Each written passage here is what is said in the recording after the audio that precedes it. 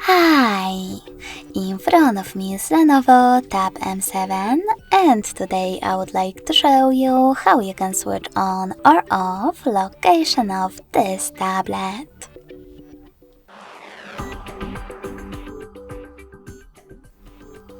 First of all, go into Tab menu. Now look for location icon, and when you find it, click on it. As you can see, mine is now blue. That means that location is enabled, but you can always disable it by clicking on the same shortcut again. If you want to, you can go into settings instead, scroll down and look for location section. When you find it, click on it. Lastly, manage location thanks to this switcher to switch it on or off.